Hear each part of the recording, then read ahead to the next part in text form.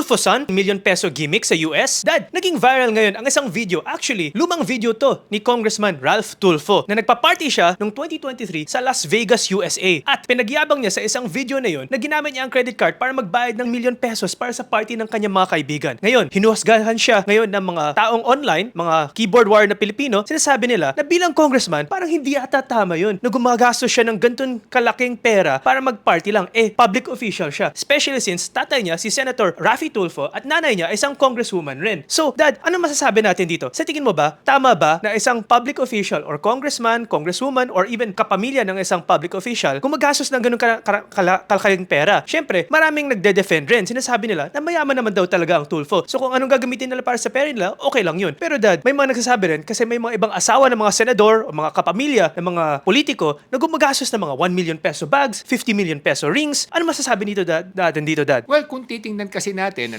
number one, ang tanong diyan, magkano ba ang kinikita ng isang congressman? No? So, ang kinikita ng isang congressman is around 300,000 a month. So, kung i-multiply mo yan ng 12 months, 3.6 million lamang yon. So, kung gumagastos ka ng talagang limpak-limpak sa ganyang mga activities o gimmicks, siyempre talagang maraming tao magdududa, hindi natin maalis yun. No? Pangalawa, siyempre, bilang public servant, kinakailangan magpakita tayo na kinakailangan, alam natin na ipakita sa mga kababayan natin na tayo ay matipid at the same time, hindi tayo maluho kasi nga ang public service is supposed to be public service. No? Dapat yan, pag being public servant is public service. Ibig sabihin niya talaga ang trabaho mo, ang layunin mo sa buhay, tulungan yung mga mahirap na makaangat sa kanilang kabuhayan at sa kanilang kinabukasan. Pero kung maluho tayo sa ating pamamaraan, kahit nasabihin natin sarili natin pera, medyo hindi maganda to sa pananaw ng karamihan. No? Kasi parang una, wala kang damdamin para sa mga mahihirap, hindi mo sila tinutulungan o kung tinutulungan mo man, pero mahilig ka pala sa mga ganyang gastusin, yun ang mga bumabagabag sa kaisipan ng marami. No? At pangatlo, siyempre, napaka-importante rin ito. Ang tanong, saan ba talaga galing yung pera? Yun, hindi mo maalis sa isipan ng mga tao yun. No? Yan ba talagang galing sa kinita mo o galing yan sa magulang mo o yan ba galing sa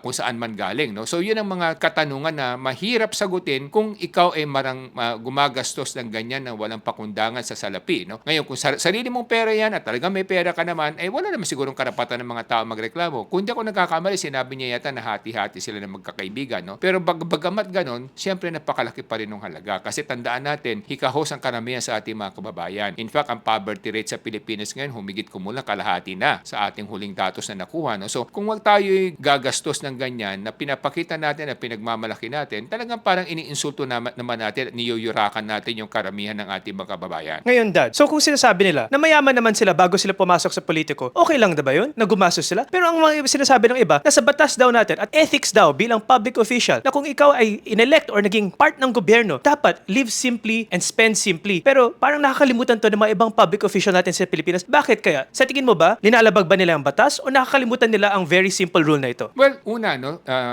tingnan natin, sinasabi nga na kung ito ay sarili ng pera, wala namang masama doon kung kinita nila ito sa maayos na paraan at ginagastos sila sa kung saan man nila gustong gastusin. Yan naman ay karapatan nila. Pero pangalawa, katulad sinabi mo, kung ikaw ay public servant o public official, meron ka na ngayong panunungkulan, meron ka ng pananagutan sa mga kababayan natin na unawain mo yung kanilang kapakanan, kanilang kaisipan, kanilang karapatan, kanilang kabuhayan. No? So kung pinapakita mong ganyan ang pagwawalda sa pera, syempre, mawawala yung pagtitiwala sa iyo kasi ibig sabihin, parang wala kang pakundangan sa pera at mas madali kang matuksong gumawa ng mali kung ikaw ay malakas gumastos. Yun ang nangyayari dito. Kaya nga sinasabi natin, pag public official ka, dapat pag pumasok ka sa public office, ang iyong layunin is paglingkuran ng iyong bayan, paglingkuran ng iyong kapwa, at hindi para magpayaman o hindi para sa sarili mong kasayahan. No? So pag pumasok ka niya, parang pagpapari dapat yan. Kaso nga, karamihan sa ating mga kababayan ngayon na politiko, pag pumasok sila sa politika, hindi yan talaga public service, lip service lang lumalabas yan. At saka ginagamit nila yan kanilang tuntungan para sa ganun magkaroon pa ng mas maraming kayamanan, mas maraming pang kapangyarihan. Yun ang masakit dito. Kaya nga yung mga madla natin, nalilito na ngayon kung ano ba talaga at sino ba talaga paniniwalaan nila. Ngayon mga kababayan, ang tanong ko siguro simple lamang. Kung may nakita ko yung pare na nagmamaneho ng isang ₱50,000,000 na Ferrari, sa tingin nyo ba, okay lang ba yun kung sinabi niya ginamit niya ang sarili niyang pera? Ganun rin siguro ang dapat maging standard natin sa mga public official dito sa Pilipinas. Ngayon,